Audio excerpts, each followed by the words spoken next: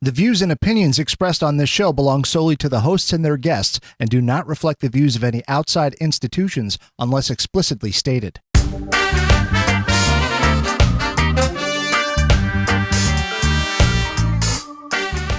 What's up, everyone? My name is Steve Vanderwall, and I'm the host of Cannabis Cum Laude, a podcast devoted entirely to cannabis. This podcast will cover a full spectrum of topics, including cultivation, business, medicine, politics, culture, advocacy, and everything in between. Because let's face it, the cannabis industry is very complicated. It's robust, and it has a ton of moving parts. So it's going to be my job to help you understand it a little bit better. So tune in every week for a brand new episode. And if you enjoy this podcast, please subscribe, rate, and review the show. And if you really like the show and are interested in sponsoring, please shoot me an email at logistics@cannabiscumlaude.com. Now enjoy the show. What's going on, everybody? Welcome back to another episode of Cannabis Cum Laude. I'm your host, and I'm here with a mentor of mine and a buddy of mine, Dylan Proctor. Dylan Proctor is the founder and CEO of Maine, the founder and CEO of East Coast Cure, which is a craft cannabis cultivation facility and brand, and also the founder and CEO of Maine Genetics, who has some really exciting stuff in the pipeline that I was privy to earlier in December. Dylan, thanks so much for coming on the show. I really appreciate it. Of course. I'm glad to be here. So as I mentioned, I've been up to Maine a couple times. I've seen your facility firsthand. I'll tell you this, the honest to God's truth, you're one of the most talented cultivators I've ever met in my life, with some of the best weed I've ever smoked. And I've smoked a lot of weed from all around the country and all different growers. But not only are you a talented cultivator, you also own Maine, which is an agriculture equipment distributing company, which I also work very closely with. All the equipment and 90% of the equipment in my rooms come from you guys, and it's just been a fantastic experience. And you also own Maine Genetics, which has got some really unique genetics coming down the pipeline. Take me back to how this all started. So it goes back quite a ways. I got into the industry when I was about 14 years old, just growing kind of in the traditional market, learning the ins and the outs. Then as I got to become about 15 or 16 years old, I became one of the youngest med patients in Maine at that time. I then started growing some big plants in like 100, 200 gallon pots out in the woods out behind our property. Started with outdoor, kind of moved that into seasonal greenhouses, doing hand light deprivation, pulling tarps every day, twice a day for 70 plus days, half the summer. Started doing kind of some garage grows, then built our fully automated light deprivation greenhouse probably about 7 years ago. That then led into a 30,000 square foot warehouse. That then led into a tissue culture lab with distribution leading up behind that. And then genetics of the past year, where we just started breeding those and getting ready to start releasing those to the masses. So it's been almost a 12-year journey. It's almost all I know now. Yeah, I mean, it's crazy. Like I said, I had the pleasure of over the last couple of years coming up to visit and seeing the facility and being able, really seeing how a craft facility and a fully automated facility is designed, from irrigation to, everything. How, when in terms of facility design, what is your process in kind of designing a facility? What things are most important to consider when building out a facility?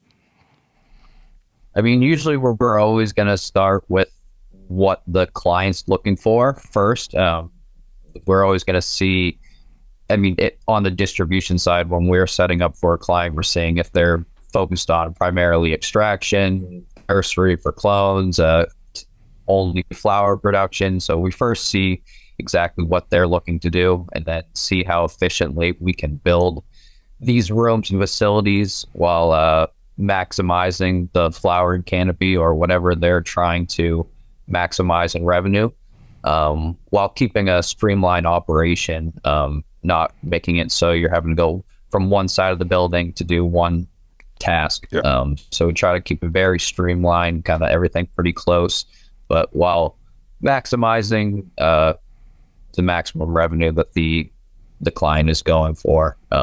Typically canopy, flower and canopy size. So typically we start there, and then we kind of work our way backwards with all the different rooms you need, as far as a dry room, trim room, tissue culture if you're into that, or if it's cloning, or if you're going to be sourcing clones and you don't need that. So it kind of really every facility's a little bit of a beast of its own. Yeah, it's funny. Ramsey and I on the last episode were talking about something similar, and how, at some point, the actual, not to undermine cultivation by any means, but at some point it's really environment, good genetics, and following a recipe. Not to oversimplify it, but once you have that dialed in, you have it dialed in. It's really the technical side, and where we start to look in the legal market, where the winners are win and the losers are losing, is efficiency, right? And we were talking about, how many, if you have your veg room or your clone room, 3 rooms down from your flower room, taking those trips, that extra 100 feet or 50 feet, making that trip 50 times a day, that's that's dollars and cents. And in a legal market where taxes are high and regs are high, every second counts and every dollar counts. So it sounds like you really follow that same mentality in terms of maximizing efficiency. Is that fair? Yes, absolutely. So, I mean, there's countless facilities I go to that have an upstairs and a downstairs, and they're constantly going up and down the stairs all day just for plants the next row or whatever it be. And like you said, it's up to dollars and hours wasted that could be put elsewhere within the facility. And so, I mean, that's typically what we start with when I say efficiency in designing the facility, because if it's designed properly and efficiently, then it's going to be saved dollars in the end. That's right. You had mentioned a couple of times already tissue culture. And this is something that seems to really be emerging and becoming quite popular, especially as we start to see things like HLVD ravaging crops and pests and all sorts. This is really something that I think is going to be a game changer. And, I've seen it with my own eyes. You guys have a really awesome tissue culture facility or room in your facility. But let's start. What exactly is tissue culture, and why did you decide to make moves to implement, a lab in your facility? So I first learned about tissue culture myself probably about 4 or 5 years ago. It's a process that's been in agriculture for many years, earlier than like 1950. I'm not sure the exact date, but it goes back way, especially in ornamentals and flowers and other crops around the world. And what I'd first started seeing about it, and this was prior to hop laden viroid, was that you could clean and revigorate old genetics and also kind of store them in a small area, which for years, ever since I started, I've been collecting hundreds of genetics. And right now I have over 300 different genetics currently in storage. And when I was keeping those as mother plants, that was tons of wasted square footage and labor daily just to keep plants and strains alive over the years that we weren't even currently using. So I knew it was something we had to get into. And then what kind of progressed it to get done even quicker was seeing hop laden viroid and all the other things popping up around the industry and not being able to source clean genetics. So we decided to start building a lab in-house. We started working with some pretty reputable people in the industry, learning some of their tech just because it was nothing of my specialty. I've known tons about growing for years and other aspects of that. But when it came to tissue culture, I'm fairly new, and that's why we partnered with Capable Biotech out in California to kind of help show us the ropes and train our employees. And because we also do cleaning of genetics in and out of house. So when we take in out of house genetics, we like to have that experience behind us, have an experienced employee that's been doing this for 5+ years come in, clean the genetics for that client. So it's none of our newer employees working on any of that stuff, because they've only been doing it for about 2 years now. But we've had great success so far with well over 20 different clients just here in Maine. But yeah, we mainly do it for storing and cleaning genetics here, as well as keeping them safe for years and kind of resetting that vigorous growth. We have some that are 20, 25 years old that go back into the early 90s that we've had to completely reset and kind of re-show what that plant really has. Yeah, I remember actually the first time that I came to visit you, and actually I think it was the first time that we met when I came up to Maine. There was a tech from Apical that was actually there doing work under the hood, and I got to kind of see it firsthand. I still am kind of uneducated on it, so let's pretend for a second that I have, I'm up in Maine and I have some really fire genetics that I want to preserve and clean. And walk me through kind of the process of what happens when, I give you my genetics. What does that process of cleaning them and storing them actually look like? Yeah, so I mean, typically when we work with a client, we start with as much material as we can get, and we start with doing what's called a meristem cell incision. The meristem cell is the newest growth on the plant. It's the very tip of the plant, and so we do an incision, go into the plant under a microscope. It's completely naked to the eye. It's invisible unless you're looking at it under a microscope. We remove that cell out of the plant. We put that into a special agar. That agar will regenerate that cell over about 2-month period. That cell will grow back into a little node like you would see on the plant, and then you would put that into a next stage 1 and stage 2 media, and so forth, until it's completely acclimated to bring out of tissue culture and introduce into the nursery. But yeah, that's mainly it. It's a long, like almost 9 to 18 month process. There's definitely a lot of things that go in the process, but mainly it's just a kind of a long process of switching medias, kind of getting it used to different hormones and getting it ready to come out of tissue culture by acclimating it to the environment. Yeah, it's definitely it's just a long-term investment, it sounds like. I know that, yeah, I mean, but it's definitely valuable. I mean, if you are sitting on, you spend years pheno hunting, something that nobody else has, the last thing you want is to have all that hard work go down the drain because of a viroid or a pest. So as long of a process as it is, and, I'm assuming it can be quite costly. If your whole business is built on prize genetics, it definitely is worth investing in preserving them. And, not like you said, square footage is dollars and cents, right? So a lot of these, we're seeing it here in New York right now as the industry starts to get off the ground, and small garage growers and, a few light growers, they're starting to get these opportunities to, enter the big leagues with these real facilities. And, every square foot is an expensive investment in an industry where raising capital is very tough. So not only is it great from a genetics preservation point, but simply from a cost saving perspective in terms of square footage, I mean, there's tremendous value in something like this, for real. Yes, absolutely. And we make sure that every time all our new mothers and plants coming out of tissue culture are going to be our new mothers, and that's where our clones come from. Then after that, it's cycle out again from tissue culture. So we're guaranteed bug-free, pest-free, mold-free.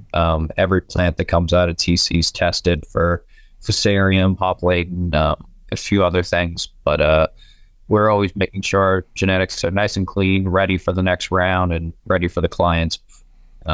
Just because there's no point in starting with a sprained ankle. If you go into a grow and you've got a plant that's starting with thrips or gnats or whatever it may be, it's always going to show in the yield in the end. Yep. We've always noticed from doing tissue culture, you're going to see at least usually on average 5 to 10% increases across the board from what you were seeing before. Yeah, I mean, so and that's not only helping save on space and money and dollars, but it's going to help increase the yield, which is also a return in itself. So across the board, I see it being a standard throughout the industry within the next 5 years. It's going to be in majority to all facilities, and that'll be what all labs will be catering to for the nurseries. I see it definitely just being the future, though. Absolutely. And I think, like, you know, you obviously have gotten a good jump on it, you know, being in tune with the industry and what's going on. So I'm hoping to see, I know that there's like, I've heard of one TC lab in New York, but man, if you ever want to prop up a TC lab in Rochester, man, I'm telling you, there's big business to be had. So we keep hearing about hop latent. You know, historically, we've heard about your common pests, powdery mildew and thrips and all sorts of aphids and stuff like that. But hop latent seems to be something new that's really kind of causing a lot of destruction. I've had some people ask me about it. I'm not super educated on hop latent. Could you walk me through exactly what hop latent is and what it does to the plants? So it's known as like a nutting virus. What it will do is it will get into the genetics. Sometimes some of these plants are asymptomatic. They won't even show the signs of it, and it'll get into the other genetics by mechanical transfer, whether that be cutting a branch with some scissors, touching some plants with your hands, and then touching another plant. That virus is going to get into your plant, and where a lot of not genetics, but where a lot of different diseases that happen in plants and viruses can kind of easily be taken care of through more simple measures, with kind of cloning away from it or resetting it or just cleaning it. With hop latent, there is no way to get rid of it unless you're going in and doing what I said earlier with a meristem cell incision.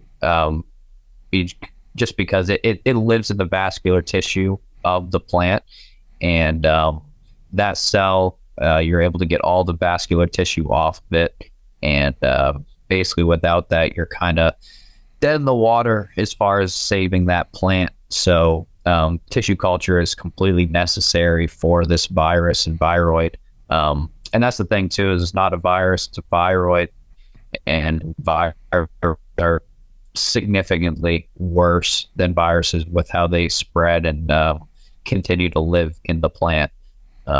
So it's definitely a troubling thing in the market, and they've done some studies in California recently, and over 80% of the nurseries across California have it in their nurseries. So it's kind of spreading like wildfire. It also can spread through seed production. So people that are getting seeds and thinking they're getting brand new clean genetics, there's also chances they're going to be getting hop latent depending on how reputable the breeder is.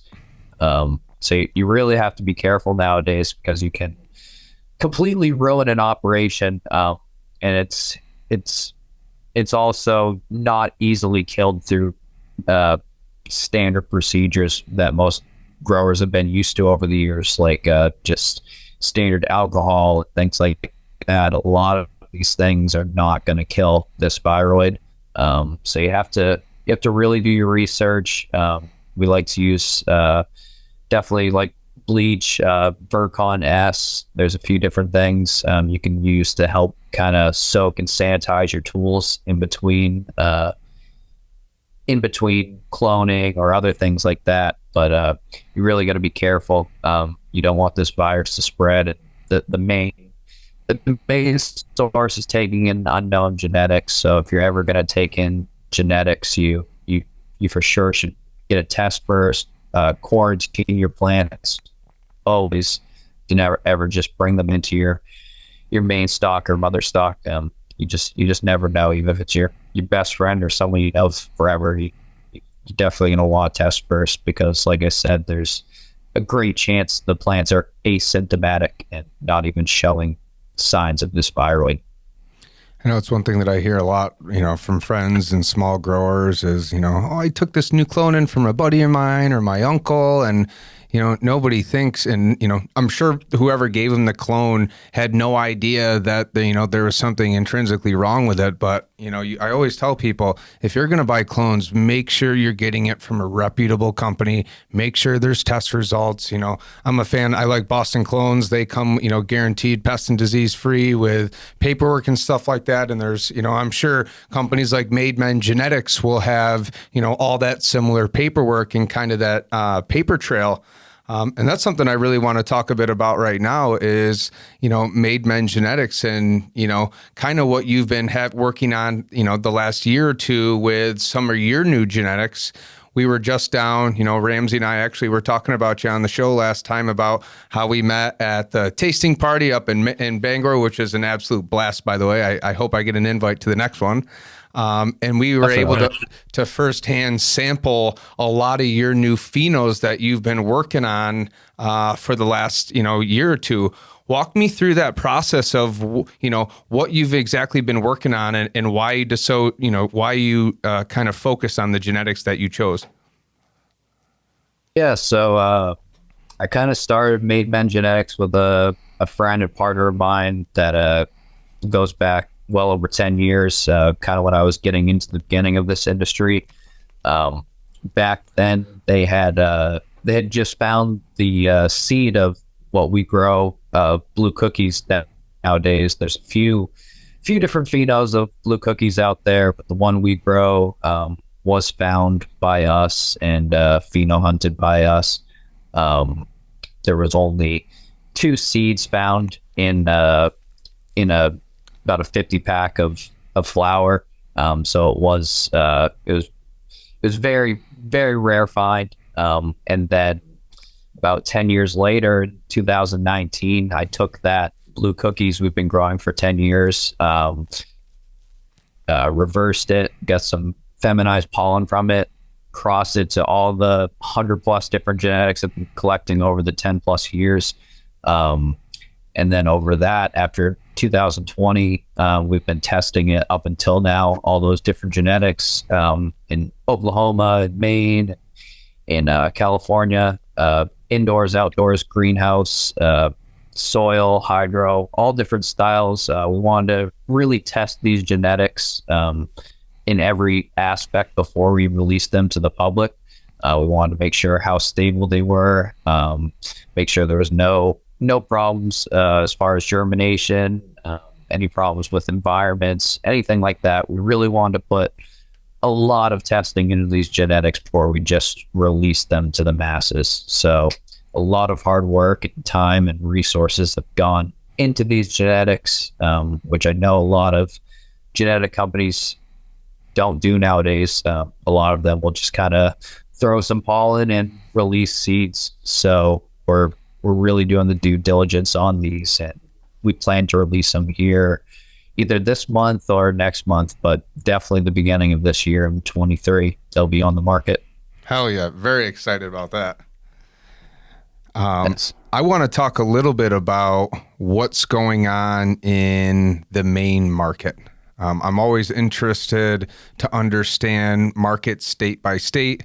Obviously I'm pretty in tune with what's going on in, we always hear about New York or California or Colorado, and those are always the staples that people talk about. But there's other markets that have come online like Michigan and Maine, which have their own kind of unique personalities. Talk to me a little bit about what's going on in the Maine market right now and kind of what's been happening over the last 5 years. So Maine, it's a very progressive market. We're actually one of the oldest markets there has been as far as a medical program goes.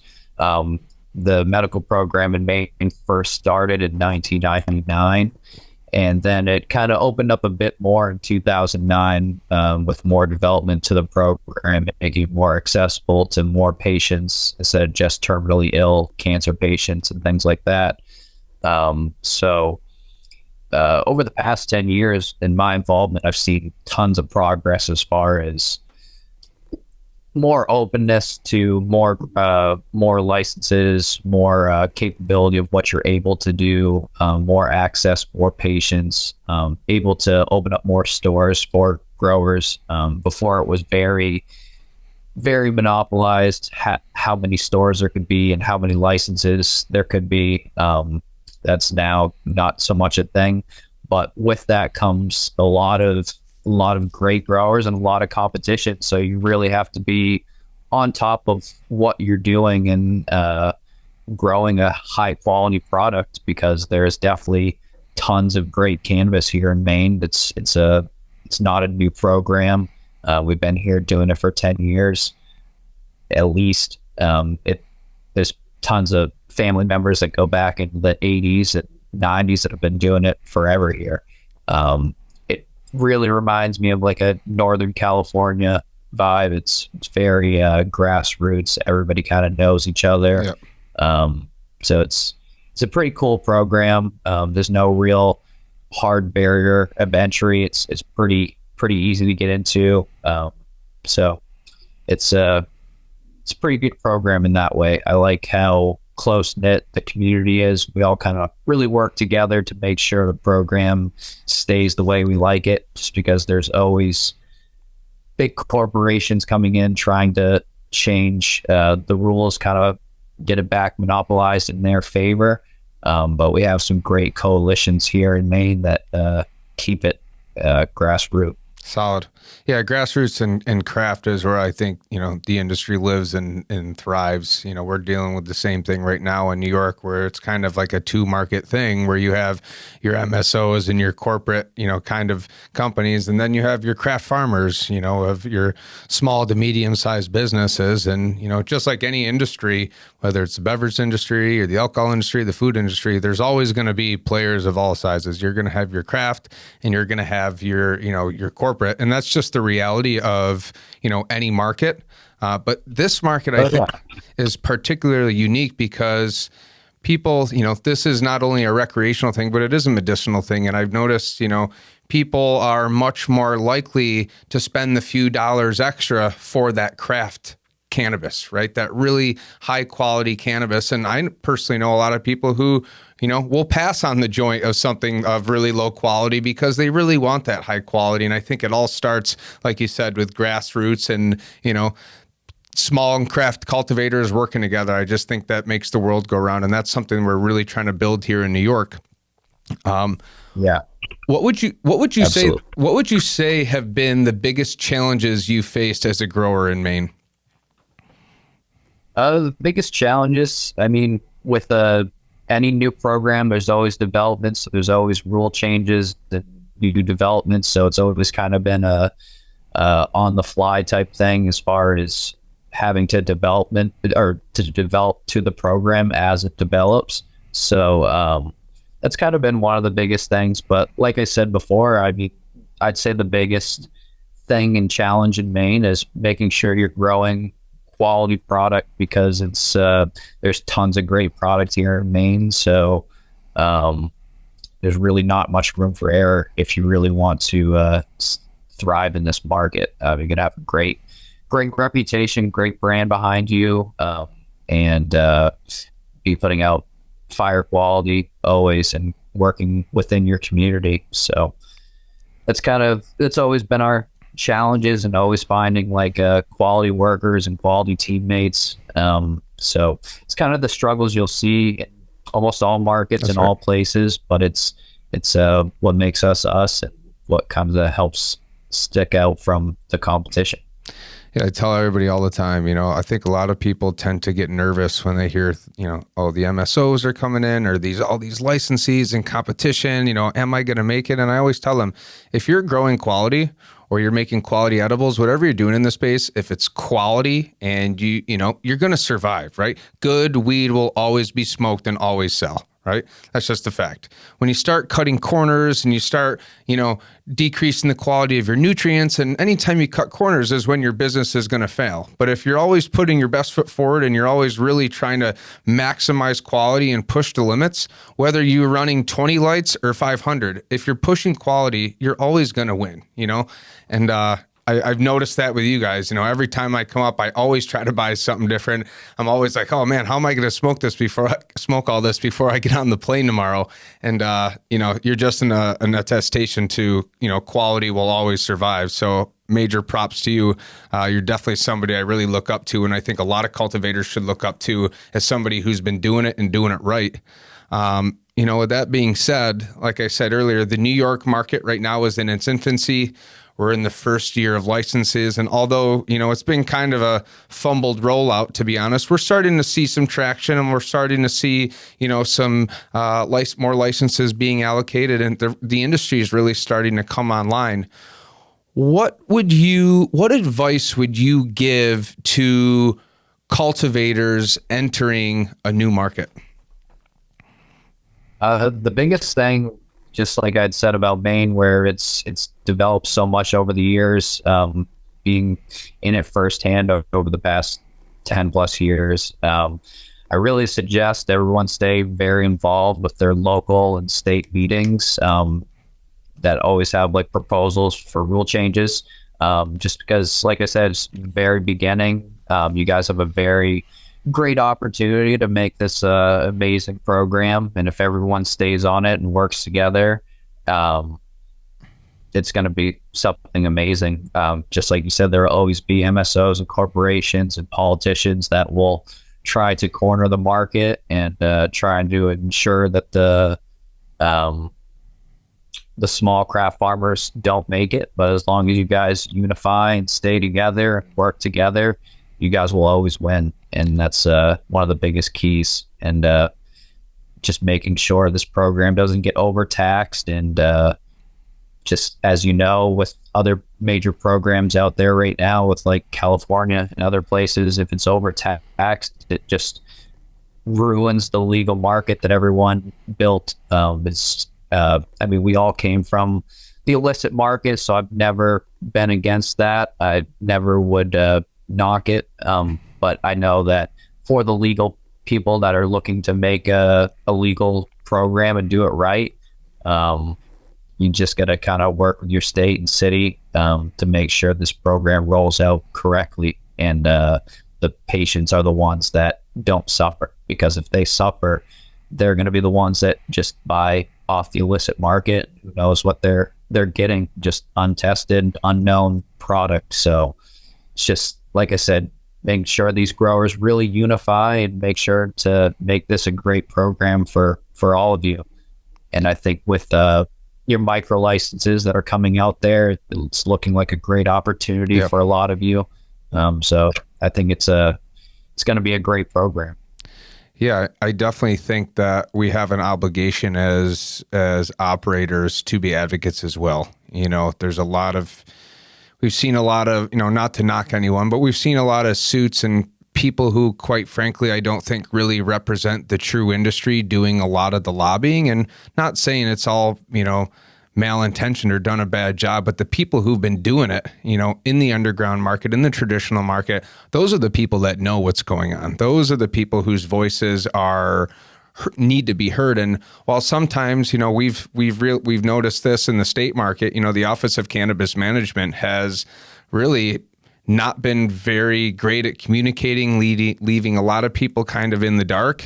But like you said, I think people need to focus less on what's going on at the state, at the highest level, the federal government, and talk to your local officials, because more often than not, they are accessible.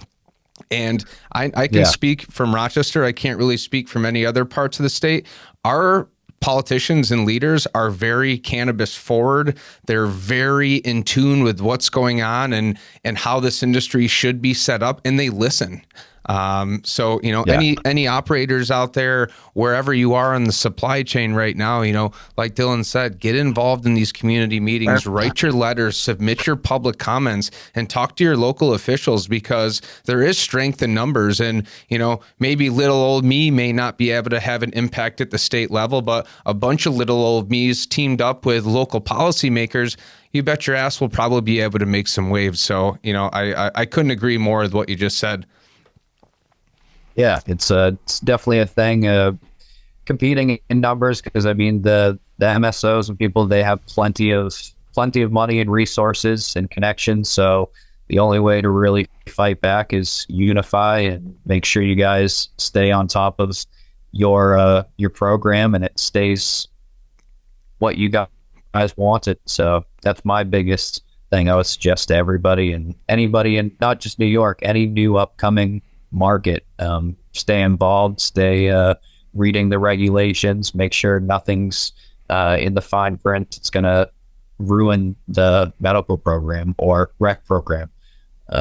So that's really what I would suggest to everyone out there. And more often than not, it's, especially when it comes to like, cultivation regulations and stuff like that, a lot of the politicians that are writing these regs, they're not really in tune with what's going on from that, level. I mean, most politicians have been systematically prevented from even using cannabis because of the legality around being in politics and law enforcement and using cannabis. So there's a big gap of education, and, even, a lot of the laws that we're seeing kind of are head scratchers, like, why would you do this and not, why would you do this? That doesn't make any sense. And it's not necessarily malintention. It's, they just don't know. And unless you're in the trenches and you're actually doing it, you don't really know. There's still things that you and I are probably learning every single day that somebody who is, writing policy has no idea what tissue culture is, or has no idea how to run a nursery, and has no idea,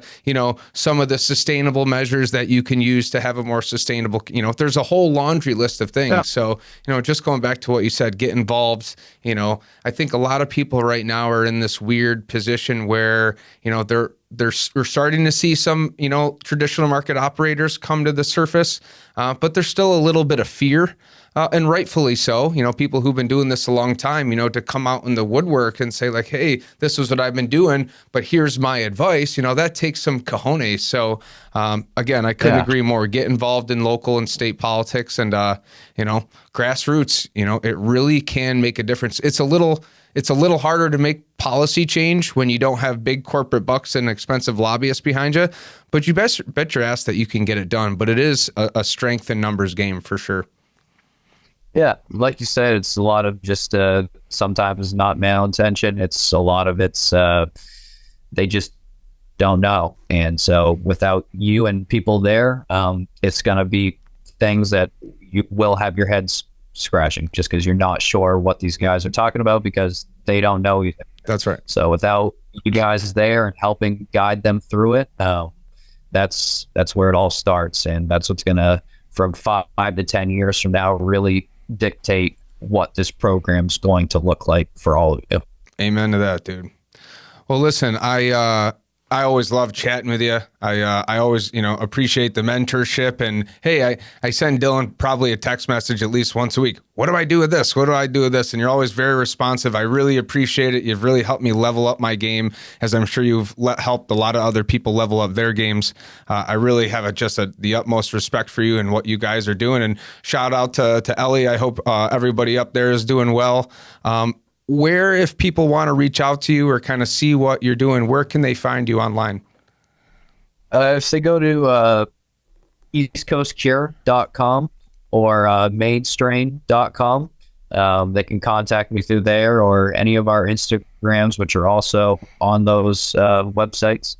But we're very responsive, open to questions, and helping out the community. So anyone out there that has any questions or needs any help with their grow or whatever it may be, feel free to reach out to us. Yeah, I'm just going to offer a shameless plug for you guys is, I've been working with Maine Strain for a couple of years. All my equipment, my, dehumidification, my rock wool, my nutrients, everything, not only is the customer service great, but unbeatable prices. Your price matching is just next level. So if you're looking for equipment, chances are Maine Strain carries it, and they're going to carry it at one of the most competitive prices. So I've used them personally. I continue to use them. I have no intentions of going anywhere else. You really helped me level up my game, and I just say thanks so much. I really appreciate it, and I appreciate you taking the time to come on the show today.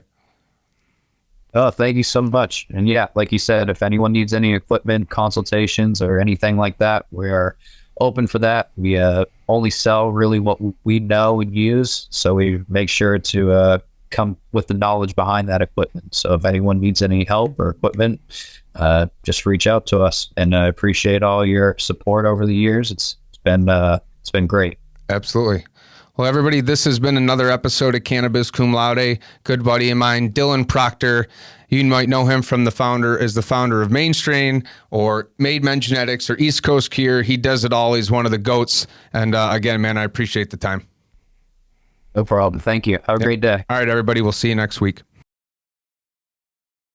Thanks to our friends here at Rockbox Recording and Production in Rochester, New York. They are a full professional podcast and video studio designed by a radio guy for podcasters. Audio, video, voiceovers, editing, whatever. Mouth off at rockbox.com.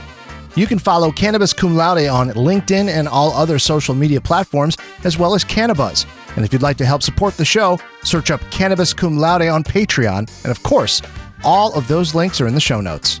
Thanks for watching and listening.